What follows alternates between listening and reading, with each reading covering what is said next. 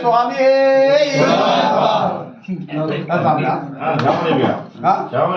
జ్ఞానంతో గాని అజ్ఞానంతో గాని మనసా వాచ తెలిసి తెలియక ఏం చేసిన సకల తప్పు ఒప్పులను దయతో క్షమించి మన్నించి మమ్ము కాపాడగలము స్వచ్ఛమగు దశ సోపానములపై